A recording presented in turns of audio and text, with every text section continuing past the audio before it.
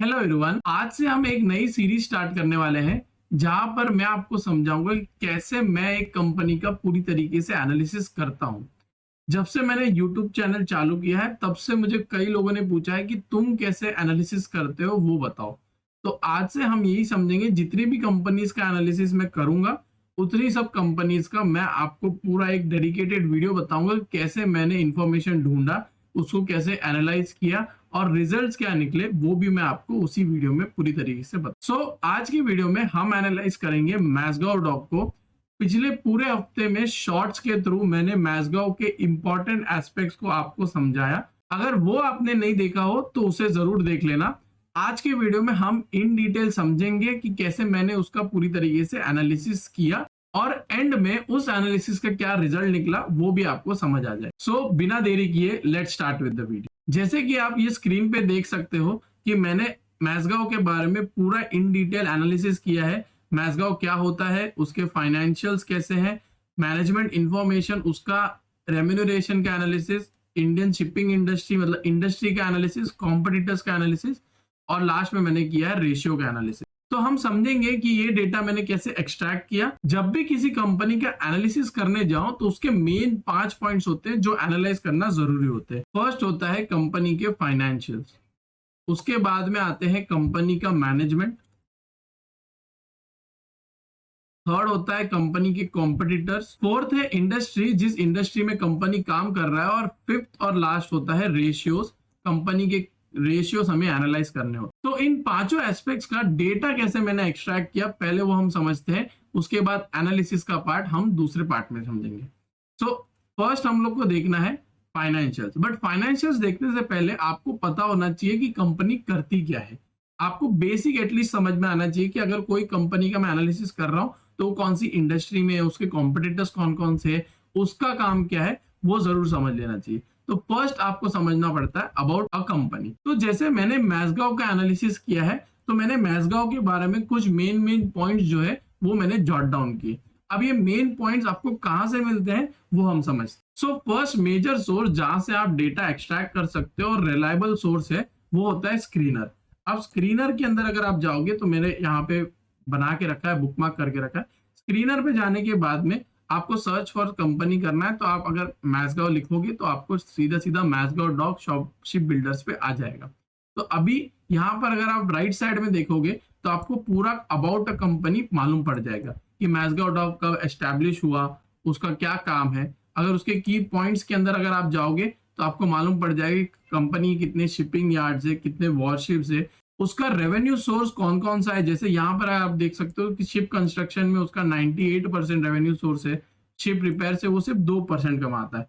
फिर उसकी manufacturing capacity और उसका लोकेशन आपको सब मिल जाएगा। यहाँ पर अगर आप देखोगे तो इसका ऑर्डर बुक भी आपको दिख रहा है, बट ये Q3 फाइनेंशियल 24 का मतलब पुराना है। हमको जो रेलेवेंट डेटा है वही हमें लेना है, क्योंकि आपका जो करंट डेटा है वो आपको इनके एनुअल रिपोर्ट्स और इनके फाइनेंशियल प्रेजेंटेशन से मिल जाएगा। वो क्या होता है वो हम धीरे धीरे इस वीडियो में समझ जाएंगे। आपको बस बेसिक डिटेल निकालना है कि मैज़गांव करता क्या है। तो मैंने जैसे अगर आप देखोगे किया तो उसमें मैंने की पॉइंट्स हाईलाइट किए कि मैज़गांव शिप बिल्डर है, उसके अंदर उसकी कैपेसिटी जो है वो 40,000 डेड वेट टोनेज है। फिर ओनली शिपयार्ड है जिसने डिस्ट्रॉयर्स और सबमरीन्स कंस्ट्रक्ट किए। तो ये जो पॉइंट्स है ये आपको या तो स्क्रीनर से मिल जाएंगे। अगर स्क्रीनर से आपको ज्यादा कुछ रेलेवेंट डेटा ना मिले तो आप अगर इसी स्क्रीनर के अंदर नीचे जाओगे तो आपको एनुअल रिपोर्ट्स का एक सेक्शन मिलेगा। इसको अगर आप क्लिक करोगे तो आपको फाइनेंशियल ईयर, जो भी करंट फाइनेंशियल ईयर है उसका आपको एनुअल रिपोर्ट मिल जाएगा। एनुअल रिपोर्ट आपको पूरे साल के मिल जाएंगे। तो अगर 23, 22, 21 इसके नीचे भी आपको मिल जाएंगे अगर आप उसके वेबसाइट पे चले जाओगे। इसके साथ साथ इतनी बड़ी एनुअल रिपोर्ट है, इसको एनुअल रिपोर्ट पे हमको कंपनी के बारे में जानने के लिए जरूरत नहीं है। इसके साथ साथ अगर आप यहाँ पर देखोगे कॉन कॉल्स का एक और सेक्शन है। जब आप कॉन कॉल्स के सेक्शन में जाओगे तो आपको यहाँ पर पीपीटीज मिलेंगे। ये पीपीटीज क्या होते हैं, वो होते हैं इन्वेस्टर प्रेजेंटेशन।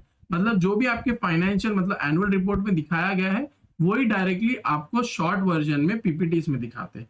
ओके, तो पीपीटीज में अगर जून का है तो आपको जून के क्वार्टर का या तो आपके फाइनेंशियल ईयर 24 का डेटा होगा, अगस्त में होगा तो आपके जुलाई या जून का जो क्वार्टर है उसके अंदर का डेटा होगा। तो यहाँ पर अगर आप देखोगे तो ये जो इन्वेस्टर प्रेजेंटेशन है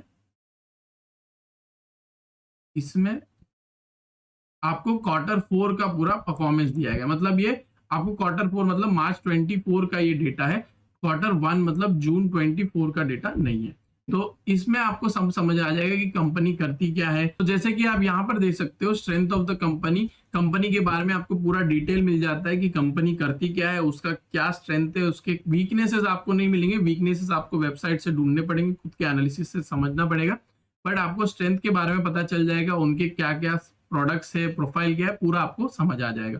तो अगर आपको इंफॉर्मेशन निकालना है बेसिक कंपनी क्या करती है, तो मेरे हिसाब से आप स्क्रीनर को यूज करो और उनके इन्वेस्टर प्रेजेंटेशन को यूज करो। एनुअल रिपोर्ट को मत यूज करो, क्योंकि एनुअल रिपोर्ट पे डिटेल एनालिसिस दिया होता है, वो हम बाद में समझेंगे कि उसका यूज क्या होता है।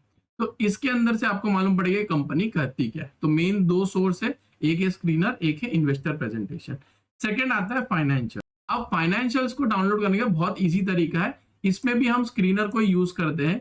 स्क्रीनर के अंदर अगर आप जाओगे नीचे तो आपको यहाँ पर प्रॉफिट एंड लॉस दिखेगा। अब अगर आप नया स्क्रीन यूज कर रहे हो, मतलब फर्स्ट टाइम यूज कर रहे हो, तो वो कंसोलिडेटेड फिगर्स में ना हो तो इसको कंसोलिडेटेड कर देना। मेरा कंसोलिडेटेड पे यहाँ पर अगर देखोगे कंसोलिडेट, मैं अगर व्यू स्टैंड अलोन करूंगा तो वो अपने आप स्टैंड अलोन फिगर्स हो जाएगा। इसको बस क्लिक करो तो आपका कंसोलिडेटेड हो जाएगा। ओके, तो यहाँ से बस आपको इसको कॉपी पेस्ट करना है, ऐसे कॉपी पेस्ट करके इसको यहाँ पर डेटा लेके आना। फर्स्ट हम काम करते हैं डेटा एक्सट्रैक्शन का, कि मुझे कौन कौन सा डेटा रेलेवेंट है वो मैं निकाल के रखता हूँ, फिर मैं एनालाइज करने बैठूंगा ऐसा। तो यहाँ से मैंने पूरा डेटा निकाल दिया। ओके, ये आपका प्रॉफिट एंड लॉस स्टेटमेंट है, ये आपका अगर देखोगे तो इक्विटी, रिजर्व्स, बोरोइंग्स, मतलब ये बैलेंस शीट है। तो इसी के नीचे अगर आप देखोगे तो बैलेंस शीट भी आपको मिल जाएगा। और तीसरा है कैश फ्लो, तो कैश फ्लो में भी आपको पूरा डेटा इधर से नीचे से मिल जाएगा। इस पे अगर आप क्लिक करोगे प्लस पे तो आपको पूरा ऑपरेटिंग एक्टिविटी, इन्वेस्टिंग एक्टिविटी और फाइनेंसिंग एक्टिविटी के बारे में डिटेल मिल जाएगा। अगर cash flow, balance sheet, profit and loss पढ़ने नहीं आता है तो उसके रिलेटेड मैं दूसरे वीडियोस आपको सजेस्ट कर दूंगा, कमेंट सेक्शन में जरूर बता देना, मैं आपको करेक्ट वीडियोस आपको बता दूंगा। ओके, तो ये डेटा मैंने एक्सट्रैक्ट करके यहाँ पर रख दिया। ओके, थर्ड पॉइंट हमारा है मैनेजमेंट। अब मैनेजमेंट के लिए आपको मैं एक वीडियो जरूर सजेस्ट करूंगा जो है वैल्यूएशन स्कूल का। मैं आपको जस्ट बता देता हूँ, यूट्यूब पे अगर आप जाओगे तो यूट्यूब में जाकर अगर आप सर्च करोगे मैनेजमेंट एनालिसिस वैल्यूएशन स्कूल, तो यहाँ पर आपको वैल्यूएशन स्कूल चैनल पर एक पूरा का पूरा प्लेलिस्ट मिल जाएगा। इसमें 5 वीडियोस है जहां पर पार्थ वर्मा करके एक मेंटर है, उन्होंने पूरा आपको मैनेजमेंट एनालिसिस सिखाया है। तो उसी का रेप्लिका जो है वो मैंने एनालाइज किया। कैसे करते हैं एनालिसिस वो आपको इस पूरे पार्ट में समझ में आ जाएगा। मैंने डेटा कैसे एक्सट्रैक्ट किया वो अभी हम लोग समझते हैं। सो मैनेजमेंट एनालिसिस, ये पूरा जो स्ट्रक्चर है वो आपको जब आप वीडियो देखोगे तो आपको समझ आ जाएगा कैसे एनालाइज करना। तो ये जो आप देख रहे हो कि बोर्ड ऑफ डायरेक्टर्स का डेटा मैंने पूरा डाला हुआ है। इसके अंदर अगर आप देखोगे तो चेयरमैन का डेजिग्नेशन है, number of years of experience, information, education, ये सब आपको कहां से मिलेगा? ये आपको मिलेगा मैसगांव के वेबसाइट से और मैसगांव की एनुअल रिपोर्ट से। अगर आप यहाँ पर जाओगे और मैसगांव सर्च करोगे बस आपको यहाँ पर मैसगांव का वेबसाइट मिल जाएगा। सो अबाउट अस के अंदर जाके आपको अगर लीडरशिप में जाओगे तो लीडरशिप में आपको मालूम पड़ जाएगा कि कंपनी के कौन कौन से लीडर्स है। तो यहाँ पर अगर आप देखोगे श्री संजीव सिंघल है जो CFO और डायरेक्टर है, फिर उनके बारे में आपको पूरा डिटेल्स मिल जाएगा। जसबीर सिंह पूरा डिटेल, सो जसबीर सिंह, श्री बिजू जॉर्ज, आपको पूरे मैनेजमेंट का डिटेल मिल जाएगा कि वो लोग करते क्या है, उनका एक्सपीरियंस कितना है, किस फील्ड में उनका ज्यादा एक्सपीरियंस है। तो आपको पूरा मैनेजमेंट के बारे में डिटेल यहाँ से मिल जाएगा। सेकंड है उसका एनुअल रिपोर्ट। अगर आप एनुअल रिपोर्ट में जाओगे तो एनुअल रिपोर्ट में पेज नंबर 47 पे अगर आप देखोगे तो आपको पूरा का पूरा बोर्ड ऑफ डायरेक्टर्स का डिटेल मिल जाएगा कि डायरेक्टर्स करते क्या है, उनका क्या एक्सपीरियंस है, ये सब डिटेल्स आपको यहाँ से मिल जाएगी। एनुअल रिपोर्ट में आपको ये पूरा डिटेल मिल जाएगा। सेकंड आपको मिल जाएगा आपके वेबसाइट पर।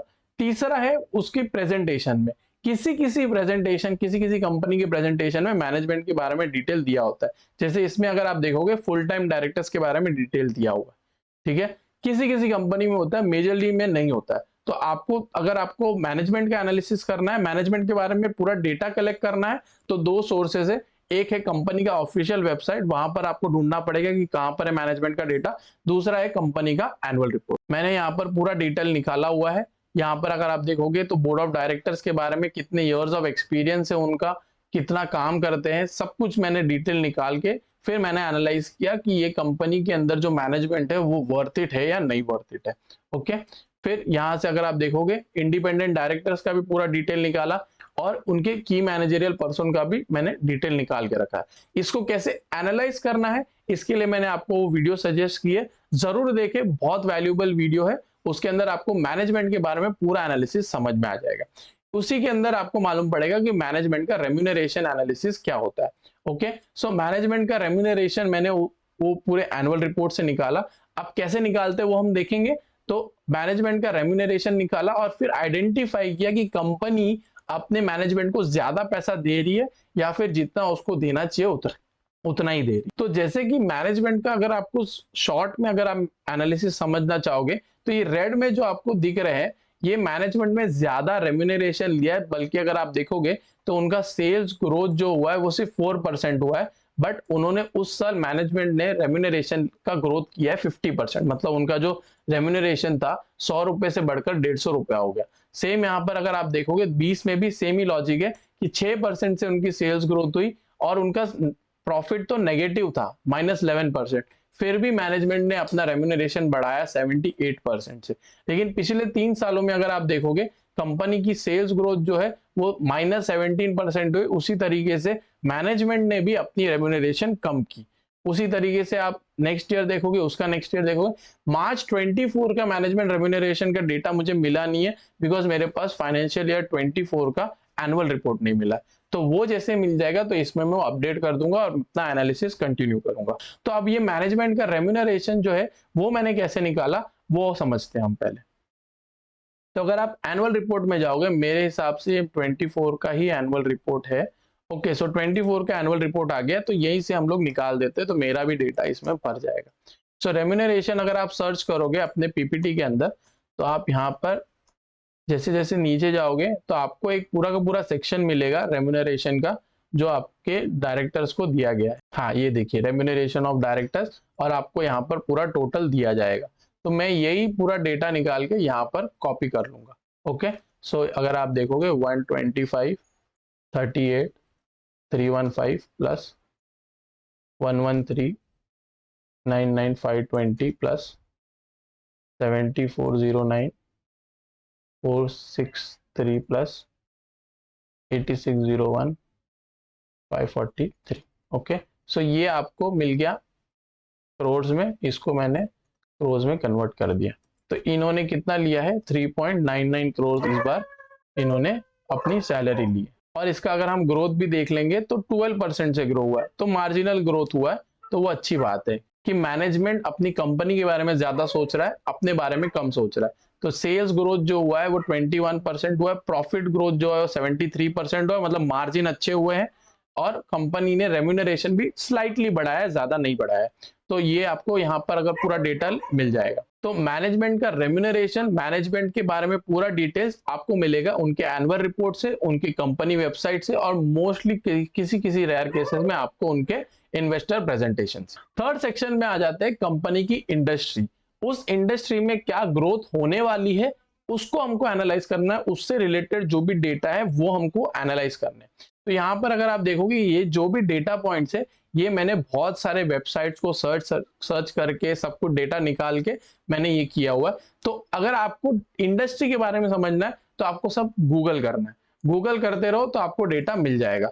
तो अगर आपको मैं कीवर्ड्स बता दूं, Indian shipping industry analysis and report, ऐसा कुछ डाल दो, फिर आपको यहाँ पर सर्च करेगा। ये देखो, ये आपको डायरेक्टली सामने मिल गया, ministry of ports shipping and waterways का SBR है, मतलब इन्होंने पूरी एक रिपोर्ट बना के रखी है। ये 2020-2021 की है। आपको बस इसमें अभी सर्च करना है कि SBR 2023-24, आपको ऐसे ही सर्च करना है। मैंने 23-24 डाला बट नहीं मिला, तो उसका रिपोर्ट नहीं निकला होगा। आपको यहाँ पर मिनिस्ट्री ऑफ पोर्ट्स का 22-23 का डेटा मिल जाएगा। तो ऐसे ही आपको सर्च करना पड़ेगा इंडस्ट्री के बारे में समझने के लिए। एक और वेबसाइट जहां पर आप यूज कर सकते हो वो है ट्रेंड लाइन। ट्रेंड लाइन के अंदर अगर आप जाओगे, ट्रेंड लाइन भी जैसे स्क्रीनर है वैसे एक वेबसाइट है जहां से आप डेटा कलेक्ट कर सकते हो। उसके अंदर अगर आप मैसगांव सर्च करोगे, so Mazagon dock and ship builders, okay, तो इसके अंदर ना आपको इंडस्ट्री के रिलेटेड भी मिल सकता है डेटा और रिपोर्ट्स मिल सकती है जो अलग अलग सिक्योरिटी फर्म से निकाली हुई है। जैसे कि अगर आप यहाँ पे देखोगे मैसगांव डॉक का आईसीसी सिक्योरिटीज लिमिटेड की तरफ से एक पूरा का पूरा रिपोर्ट है जो निकला हुआ है 15 अगस्त को, मतलब रेलेवेंट है, अभी अभी निकला है। तो इसको आप डाउनलोड करके देखो कि इसके अंदर शिपिंग इंडस्ट्री के बारे में क्या क्या पॉइंट्स लिखे हुए, क्या फ्यूचर है शिपिंग इंडस्ट्री के अंदर, ये सब डेटा आपको इस पूरे रिपोर्ट में मिल जाएगा। अगर आप देखोगे तो ऊपर ही देख लो, उन्होंने सेल टारगेट दिया है कि माझगांव जो है वो 1000 तक जा सकता है। ये इनका एनालिसिस है डीसीएफ मॉडल से, but may be happens may be doesn't happen, because अगर आप फ्यूचर देखोगे डिफेंस का तो वो फ्यूचर अच्छा है, इसलिए इसका होना ट्रू जरूरी नहीं। हाँ, अभी वैल्यूएशन मैं भी बोलता हूँ कि ज्यादा है, बट अगर आप देखोगे 1000 तक आना इट्स नॉट पॉसिबल। सो इस पूरे रिपोर्ट के अंदर अगर आप पढ़ोगे तो आपको मैसगांव के इंडस्ट्री के बारे में समझ में आएगा। तो अगर आप मैसगांव के अंदर जाओगे तो एनुअल रिपोर्ट्स है, हाँ एनुअल रिपोर्ट से भी आपको पूरा का पूरा डेटा मिल जाएगा शिपिंग इंडस्ट्री के बारे में क्या है। अगर आप एनुअल रिपोर्ट्स में जाओगे और सिर्फ इंडस्ट्री सर्च करोगे तो आपको इंडस्ट्री रिलेटेड जो भी आपको डिटेल्स है उसके बारे में आपको पूरा डिटेल मिल जाएगा। देखो इंडस्ट्री स्ट्रक्चर, स्ट्रेंथ, वीकनेसेस, तो ये आपको देख world is in transaction, economic survey, आपको पूरा इंडस्ट्री के बारे में, global shipping industry comprises of construction, पूरा डिटेल आपको मिल जाएगा। तो ये मैनेजमेंट डिस्कशन एंड एनालिसिस में एनुअल रिपोर्ट के अंदर आपको पूरा डिटेल मिल जाएगा कि शिपिंग इंडस्ट्री का फ्यूचर क्या है। और वैसे ही आपको ये डिटेल आप देखोगे जो मैंने आपको एसबीआर बताया, ये जो रिपोर्ट है वो शिपिंग के गवर्नमेंट एंटिटी ने जो इसको मॉनिटर करता है उसने निकाला। तो इसके अंदर आप देखोगे 118 पेजेस का वो पूरा रिपोर्ट है। आपको पूरा पढ़ने की जरूरत नहीं है, बट आपको समझ लेना चाहिए कि कंपनी इंडस्ट्री के बारे में पूरा डिटेल। इंडस्ट्री आपको देखो स्टैटिस्टिक्स आपको मिलेंगे कि शिप बिल्डिंग इंडस्ट्री में कौन सी कंपनी अच्छी है, कौन सी कंपनी का ज्यादा ऑर्डर बुक है, कौन सी कंपनी के पास ज्यादा कैपेसिटी है। तो इसका पूरा डिटेल आपको इस रिपोर्ट में मिलेगा और मैंने यहाँ पर निकाल के भी रखा है। देखो शिप बिल्डिंग कैपेसिटी में सबसे ज्यादा कैपेसिटी है कोचीन शिपयार्ड के पास, फिर हिंदुस्तान शिपयार्ड। और जैसे ही अगर आप सोचोगे कि मैसगांव क्यों इसमें आता है, मैसगांव में एक स्पेशलिटी, इस वजह से मैसगांव इतना फ्लो हो रहा है ऊपर। यूनिकनेस भी आपको अगर ये पूरा चैप्टर आप पढ़ोगे तो आपको मालूम पड़ जाएगा कि यूनिकनेस क्या है। वो एक्चुअली में कंपनी वॉरशिप्स और डिफेंस शिप्स, सबमरीन्स बहुत अच्छी तरीके से बनाती है और इंडिया को सबमरीन्स वॉरशिप्स की जरूरत है, क्योंकि उनको अगर चाइना से compete करना है तो इंडिया बहुत लैक है, पीछे है बहुत। तो इसलिए उनका ऑर्डर जो है वो ग्रोथ हो रहा है और गवर्नमेंट भी ज्यादा फोकस कर रही है इन सब चीजों में, इसलिए कंपनी जैसी मैसगांव है वो बढ़ती जा रही है। बट कैपेसिटी में आप देखोगे तो कोचीन शिपयार्ड अच्छी है। तो इस तरीके से आपको पूरा इंडस्ट्री का आपको नॉलेज मिलेगा। इसके साथ साथ अगर आप रिपोर्ट्स पढ़ोगे तो ये पूरा का पूरा ये इंडस्ट्री का इंफॉर्मेशन है जो मैंने रॉ निकाल के रखा है। मैं बस एनालाइज किया कि शिपिंग इंडस्ट्री इसके आगे जा सकती है कि नहीं जा सकती। अगर मैं कंपनी में इन्वेस्ट कर रहा हूँ अगले 10 साल के लिए तो उसमें कुछ तो ग्रोथ होना चाहिए ना। अगर ग्रोथ होगा तो ही तो कंपनी ग्रो होगी, वरना कंपनी ग्रो होगी ही नहीं। तो अगर आप यहाँ पर देखोगे तो इंडियन कमर्शियल शिप बिल्डिंग है जो 62 बिलियन तक जा सकता है। अभी रफली एस्टिमेशन है कि वो 90 मिलियन डॉलर्स तक है, 62 बिलियन डॉलर्स तक जाने का। और अगर आप यहाँ पर ही पूरा पढ़ोगे तो इसके अंदर आपको दिखेगा कि इंडियन शिप बिल्डिंग जो है वो सिर्फ 1% है पूरा टोटल शिप बिल्डिंग का। तो 1% ऑफ टोटल वर्ल्ड की शिप बिल्डिंग है सिर्फ अगर 1% है, तो अगर आपको 5-10% तक जाओगे तो आपकी कंपनीज भी उस तरीके से ग्रो होगी। तो शिप बिल्डिंग की इंडस्ट्री को समझने के लिए आपको सिर्फ गूगल करना पड़ेगा। अगर आप यहाँ पर देखोगे SBR ship building industry research report, Indian navy plans, ICICI, और ये तो इन्वेस्टर प्रेजेंटेशन है। फिर ये जो अगर आप देखोगे ये मैंने पूरा का पूरा वेबसाइट का जो पूरा का पूरा प्रिंट लगा के रखा है कि भाई शिप बिल्डिंग एम्बिशंस होंगे, मतलब आप अगर आप पढ़ोगे पूरा तो आपको समझ आ जाएगा कि शिप बिल्डिंग इंडस्ट्री में क्या क्या होने वाला है। तो ये कमेटी रिपोर्ट्स है वो भी अगर आपको देखना है तो समझ सकते हो। तो पूरा का पूरा डेटा जो है मैंने गूगल किया शिप बिल्डिंग इंडस्ट्री के बारे में और फिर मैंने उसको एक तरीके से लेके आया और उसमें से मेन पॉइंट्स जो इंपॉर्टेंट है शिप बिल्डिंग को जानने के लिए, मैसगांव को जानने के लिए, बस उतने पॉइंट्स मैंने यहाँ पर एक्सेल में जॉट डाउन किए। फिर आता है कॉम्पिटिटर्स। जो फोर्थ पॉइंट है कॉम्पिटिटर्स का, उसमें आपको ढूंढना पड़ेगा कि इसके जो रियल कॉम्पिटिटर्स है वो कौन है। क्योंकि अगर आप स्क्रीनर में जाओगे, स्क्रीनर में इसके पीयर्स देखोगे, पीयर्स हमेशा एक कॉलम होता है स्क्रीनर में। ये देखो यहाँ पर पीयर्स में जाओगे तो ये कंपनीज आ रही है, knowledge marine, VMS industry, Haryana ship, ये सब जो कंपनीज है वो डिफेंस कंपनीज है। Ship building companies as such नहीं है, सिर्फ और सिर्फ डिफेंस की कंपनीज है। अगर आप इसमें सर्च भी करोगे इसको क्लिक करके तो ये क्या प्रोवाइड करती है, इंजीनियरिंग वर्क्स, ड्रेजिंग सर्विसेज, मतलब शिप बिल्डिंग नहीं करती, रिपेयर और मेंटेनेंस का काम करती। तो ये इसके साथ डायरेक्टली कंपेयर नहीं हो सकता, तो इसके लिए आपको ढूंढना पड़ेगा। इसलिए अगर आप इंडस्ट्री का पूरा एनालिसिस कर दोगे तो आपको समझ आ जाएगा कि कंपनी की कॉम्पिटिटर्स कौन कौन से। तो मैंने ये पूरा इंडस्ट्री एनालिसिस किया तो समझ आया कि Cochin shipyard, GRSC, Larsen and Toubro, Goa shipyard, एक और है हिंदुस्तान शिपयार्ड, बट उसका मुझे डिटेल कहीं से मिला नहीं। तो ये सब कंपनीज हैं जो मैसगांव के रियल कंपेटिटर्स है, ना कि जो आपको स्क्रीनर में पियर्स में दिख रहा है। तो अब कोचिन शिपयार्ड के बारे में अगर आपको डिटेल निकालना, इसके अंदर आपको क्या करना है, कंपटीशन के एनालिसिस में आपको बस देखना है कि कंपटीशन के अंदर क्या क्या फेवरेबल पार्ट्स है, और मैं जो कंपनी एनालाइज करना चाहता हूँ, इन्वेस्ट करना चाहता हूँ, उसमें क्या फेवरेबल है और क्या जो कंपटीशन है वो इसको ओवरपावर कर सकती है नहीं कर सकती है। तो कोचिन शिपयार्ड के बारे में बेसिक डिटेल मैंने निकाला, जैसे उसके इन्वेस्टर प्रेजेंटेशन, एनुअल रिपोर्ट से, उसी के थ्रू। फिर आपको करना है इन चारों कंपनीज का एनालिसिस। अब कंपटीशन का एनालिसिस में आपको बस इसके फाइनेंशियल एनालिसिस करना है, इसका मैनेजमेंट एनालिसिस करना है, बट जो कॉम्पिटिटर्स है उसका आपको बेसिक एनालिसिस करना है कि हाँ भाई मैनेजमेंट के अंदर ये मैनेजमेंट है, उसका एक्सपीरियंस ऐसा है। उसको ऐसे जॉट डाउन करने की जरूरत नहीं है, जैसे मैंने ये पूरा का पूरा रेम्यूनरेशन मैनेजमेंट ये किया है, ये इसको जॉट डाउन करने की जरूरत नहीं। आपको बस देखना है कि मैं जिस कंपनी में इन्वेस्ट करना चाहता हूँ उसके सामने जो कॉम्पिटिटर है वो वैल्यूबल है, उसमें इन्वेस्ट करना चाहिए या फिर मेरी कंपनी में इन्वेस्ट करना चाहिए। तो आप इसमें पूरा देख लेना कि मैनेजमेंट को कैसे, अगर आप पूरा समझ लोगे कि मैनेजमेंट को कैसे एनालाइज करना है, तो बाकी कंपनीज का आप तो ऊपर ऊपर से देख सकते हो कि हाँ भाई उसका मैनेजमेंट अच्छा है, मेरे कंपनी का मैनेजमेंट थोड़ा खराब है, ऐसा आप समझ सकते हो, आपको कंक्लूजन निकल सकता है। तो इसमें अगर आप देखोगे तो इसका एक मेन पॉइंट है, अगर आप शिपिंग इंडस्ट्री में देखोगे तो कोचिन शिपयार्ड का सबसे ज्यादा कैपेसिटी है। कोचिन शिपयार्ड के पास अगर आप 22-23 में भी देखोगे तो उसके पास ऑर्डर्स भी बहुत सारे हैं। देखोगे यहाँ पे अगर आप 62, 50, 49, 44 मतलब बहुत सारे ऑर्डर्स मिलते हैं। हालांकि मैसगांव डॉक को कम मिलते हैं, 14, 14, 9, 8।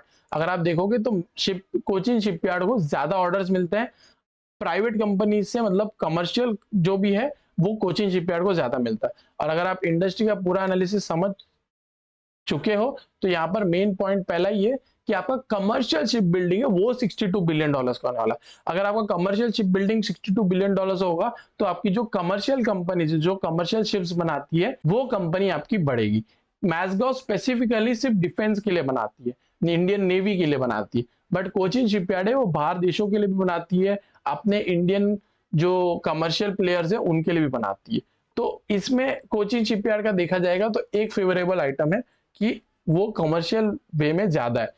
तो अगर आपको मैसगांव में नहीं कोचिन में आपको इन्वेस्ट करना है तो ये पॉइंट देख के आप इसका फिर उसके बाद में डिटेल एनालिसिस करने का कि मैनेजमेंट क्या है, फाइनेंशियल्स क्या है, कैसा है, क्या है, वो आपको समझना पड़ेगा। बट कॉम्पिटिटर्स के अंदर आपको उसका पूरा डिटेल अगर आप यहाँ पर देखोगे, ये पूरा डिटेल में आपको अगर चाहिए तो मैं आपको इसका ड्राइव लिंक दे दूंगा, तो आप इसमें पढ़ लेना।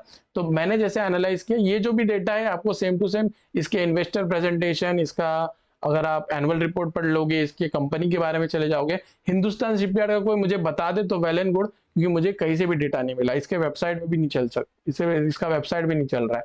तो ये पूरा एनालिसिस किया मैंने और मैंने समझा कि अगर मेरे को डिफेंस में स्पेसिफिकली जाना है तो मैं मैसगांव में जाऊंगा, अगर मेरे को शिप बिल्डिंग इंडस्ट्री के थ्रू जाना है तो मैं दोनों के अंदर चले जाऊंगा, कोचिन में भी चले जाऊंगा, मैसगांव में चले जाऊंगा, क्योंकि मैसगांव जो है उसके अंदर एक्सपीरियंस बहुत है।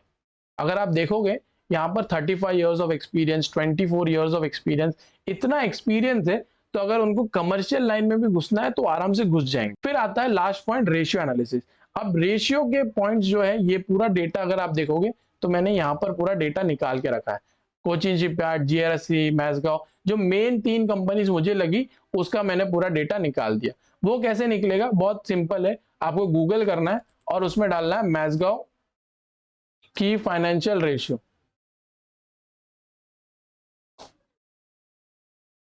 तो अगर आप मैसगांव के की फाइनेंशियल रेशियोज में जाओगे तो आपको मनी कंट्रोल का पूरा वेबसाइट मिल जाएगा और उसके रेशियोज मिल जाएंगे। जाना है आपको कंसोलिडेटेड में, कभी भी स्टैंड अलोन नहीं करने का, क्योंकि स्टैंड अलोन में आपको एक कंपनी की पिक्चर मिलती है, उसके पूरे धंधे के बारे में नहीं मालूम पड़ता है। तो ये पूरा आप की फाइनेंशियल रेशियोज को पूरा मैंने कॉपी किया यहाँ पे और यहाँ पर मैंने पेस्ट किया, और इसके जो मेजर रेशियोज है उसको मैंने एनालाइज किया। तो यहाँ पर अगर आप देखोगे तो net profit margin Cochin shipyard का ज्यादा है, अगर आप रिटर्न ऑन इक्विटी देखोगे तो मैज़गांव डॉक अच्छे से अपने पैसों को यूटिलाइज कर रही है, 31% इसका रिटर्न ऑन इक्विटी है। और उसके बाद में रिटर्न ऑन कैपिटल एम्प्लॉयड भी बहुत अच्छा है इसका। रिटर्न ऑन एसेट्स जो है वो सिमिलर है कोचिन शिपयार्ड का। तो अगर ये जो टर्म्स है आपको नहीं समझ में आ रहे तो इसका पूरा मैंने शॉर्ट्स बना के रखा है, पूरा अगर आप देख लोगे एक दो बार तो आपको इजीली समझ में आ जाएगा कि इसका मीनिंग क्या होता है। और अगर आपको इसका डिटेल वीडियो समझना है तो वो भी आपको मैं, आप कमेंट कर लेना, मैं आपको वीडियो शेयर कर दूंगा कि कहाँ से आप पूरा सीख सकते हो। करंट रेशियो देख सकते हो, एसेट टर्नओवर देखोगे तो थोड़ा ज्यादा है कोचिन शिपयार्ड का, बट ठीक है। ओवरऑल अगर आप देखोगे तो कंपनीज के रेशियोज अच्छे हैं, मैज़गांव डॉक के कंपनी रेशियोज जो है वो बहुत अच्छे हैं। तो ये आप इस तरीके से एनालाइज कर सकते हो। एनालिसिस का काम जो है वो ये पूरा डेटा निकाला मैंने और फिर मैंने बाकी तीनों कंपनी से कंपेयर किया कि भाई मेरी कंपनी का रेशियोज, मेरी कंपनी अपने फंड्स को अच्छे से यूटिलाइज कर पा रही है कि नहीं कर पा रही है, वो पूरा मैंने यहां से देखा। तो अगर आपको पूरा रेशियोज का डेटा निकालना है तो सेम गूगल करोगे तो आपको बस लिखना है मैज़गांव की फाइनेंशियल रेशियोज, तो आपको पूरा डेटा मिल जाएगा। फिर लास्ट में चलते हैं, तो ये पूरा डेटा का इंफॉर्मेशन कलेक्ट किया और अगर आप एनालाइज करोगे तो आपको समझ में भी आएगा कि कंपनी जो है वो एक अच्छे स्टेबल पोजीशन पर है और गवर्नमेंट के जो भी प्रोजेक्ट्स है वो ज्यादा मैज़गांव को मिलेंगे क्योंकि उनके एक्सपीरियंस बहुत है। जेन्युइनली बोलूं तो कंपनी का एक्सपीरियंस अच्छा खासा है, तो कंपनी को बहुत सारे ऑर्डर्स मिल सकते हैं। अगर आप इसका चार्ट भी देखोगे तो पी रेशियो जो है वो स्टेबल हो चुका है, मतलब 37 तक आ चुका है, बट फिर भी मुझे मॉडरेट लग रहा है। मेरे हिसाब से थोड़ा बहुत और कम होना चाहिए और थोड़ा मार्केट नीचे गिरेगा तो शायद मैं इन्वेस्ट करूं। अभी के लिए मैंने मैज़गांव में इन्वेस्ट नहीं किया, मैंने बस इसको एनालाइज करके रखा है कि हाँ भाई इस कंपनी में इन्वेस्ट किया जा सकता है। इसके साथ साथ मुझे कोचिन शिपयार्ड भी अच्छी कंपनी लगी है इस पूरे एनालिसिस के बाद। इसके साथ साथ अगर आपको कोई और भी वेबसाइट दिखानी है, मैं आपको वेबसाइट्स दिखा देता हूँ जो मैंने यूज की थी। एक है तिजोरी, तिजोरी फाइनेंस में अगर आप जाओगे तो कंपनी के बारे में, अभी मैं जो कंपनी का एनालिसिस कर रहा हूँ वो तीतागर है तो इसलिए इसमें टेक्स्ट में आपको दिख रहा है। एक मिनट, मैं बस मैज़गांव डाल दूं, इसमें आएगा, हाँ मैज़गांव डॉक शिप बिल्डर्स लिमिटेड, तो इसमें आपको पूरा दिख जाएगा। इसके बारे में आपको पूरा डिटेल, मतलब इसके अंदर मैं मोस्टली ये देखता हूँ कि इसका रेवेन्यू मिक्स क्या है, लोकेशन वाइज अगर मेरे को कहीं नहीं मिले तो ये इसके नेगेटिव पॉइंट्स में अंदर आप देखोगे तो इतना कुछ नेगेटिव पॉइंट है नहीं। शेयर प्राइस है, margin stability, current working capital, contingent other income, मतलब इतना कुछ खास है नहीं। ओके, अगर इसके प्रमोटर होल्डिंग्स को देखेंगे हम तो प्रमोटर होल्डिंग्स भी कंपनी का अच्छा खासा है, बहुत मतलब बहुत ज्यादा, ये 85% इज मैक्स, मतलब इससे उससे ऊपर नहीं जा सकता। तो ये अगर आप तिजोरी फाइनेंस मैंने यूज किया। उसके बाद में अगर आप जाओगे तो एक और है रिसर्च, ओके रिसर्च 316, ये जो है वो मोतीलाल ओसवाल का पूरा रिसर्च वेबसाइट है। इसके अंदर अगर आप देखोगे, अगर आपको ट्रेंड लाइन से रिपोर्ट्स ना मिले तो आपको यहाँ से रिपोर्ट जरूर मिल जाते हैं, तो वो आप ढूंढ सकते हो। कोई भी, अभी यहाँ पे लॉगिन करना पड़ेगा मुझे, बट अगर यहाँ पर देखोगे तो इसका पूरा स्टॉक चार्ट्स आपको सब मिल जाएगा। तो ये भी मैं यूज करता हूँ, मतलब ढूंढता रहता हूँ कि मुझे कहाँ से अच्छा रेलेवेंट डेटा मिल जाएगा। इसके बाद में अगर आप जाओगे तो मेरे हिसाब से मैंने यही 3-4 वेबसाइट यूज की थी और मैंने गूगल सर्चेस किए थे। फिर लास्ट, हाँ मेन इंपॉर्टेंट जो आपको नहीं पता, जिसको नहीं चलाने आता वो बहुत लैग कर रहा है, वो है चैट जीपीटी। चैट जीपीटी से आपको बेसिक डेटा जरूर मिल जाएगा। अभी भी देख रहा हूँ यहाँ पे, देखो मैंने ऊपर लगा के रखा हुआ है, इसी के अंदर अगर आप देखोगे तो मैंने वॉरशिप्स के बारे में देखा हुआ है कि देखो कि चाइनीज आर्मी और इंडियन आर्मी के अंदर कितने, तो आप देखोगे 150 वॉरशिप्स है और इनके पास 360 वॉरशिप्स है, मतलब 200 वॉरशिप्स अपने इंडिया के पास का। अगर आप बोलोगे ये रेलेवेंट डेटा नहीं भी हो, फिर भी अप्रोक्स तो है ना, आप ये समझ सकते हो इंडिया कम है इन शॉर्ट, तो ये समझ लिया। तो इस तरीके से अगर आप देखोगे तो पूरा एनालिसिस मैंने यहाँ पर किया हुआ है, पूरा मैज़गांव के बारे में, financials, management information, remuneration, Indian shipping industry, competition के बाद में मैं एनालाइज करने वाला हूँ तीतागढ़ रेलवे को। मैंने पूरा एनालाइज कर लिया है, उसका लॉन्ग फॉर्म वीडियो जो आपको संडे को मिलेगा और शॉर्ट फॉर्म वीडियोस मंडे से आने लग जाएंगे। और इसके बाद कौन सी एनालिसिस करूं मैं कंपनी की, वो जरूर आप बता देना, तो मैं फिर उस तरीके से अपना प्लान करूं शेड्यूल। अगर आपको समझ में आ गया हो कि डेटा कहाँ से सोर्स करता हूं मैं, यही तरीके हैं जिस तरीके से मैं डेटा सोर्स करता हूं। कुछ और मुझे रेलेवेंट चाहिए होता है तो मैं चैट जीपीटी से पूछ लेता हूँ, फिर मैं माइक्रोसॉफ्ट एज भी यूज कर लेता हूँ, कभी मैं गूगल का जो चैट जीपीटी है वो भी यूज कर देता हूँ, जेमिनी है, तो वो सब डेटाज मैं यूज करता हूँ। आजकल का एआई का जमाना है तो वो सब हो जाता है, तो ज्यादा वीडियो में लंबी नहीं करता हूँ। सो इस तरीके से पूरा डेटा मैंने कलेक्ट किया, उसको एनालाइज किया और उसके बाद में मैंने वो जो भी 6 शॉर्ट्स बनाए उसमें मैंने उसका पूरा एक सारांश दिया है कि कंपनी अच्छी है या बुरी है। ठीक है, आपको वीडियो अच्छी लगी हो तो इस वीडियो को जरूर लाइक करें, शेयर करें। वीडियो लंबी जरूर है बट इसके अंदर आपको नॉलेज जरूर मिल जाएगा। और अगर आपको रेलेवेंट अगर सीखना है कि मैं रेशियोज कैसे समझू, कंपटीशन के बारे में कैसे समझू, मैनेजमेंट कैसे समझू, आप बस मुझे लिख देना, मैं आपको लिंक प्रोवाइड कर दूंगा कि मैंने कहाँ से सीखा है या फिर कहाँ से रेलेवेंट आपको अच्छा वीडियोस मिल जाएंगे। Okay, so thank you so much और मिलते हैं हम आपको अगले वीडियो में। Thank you so much.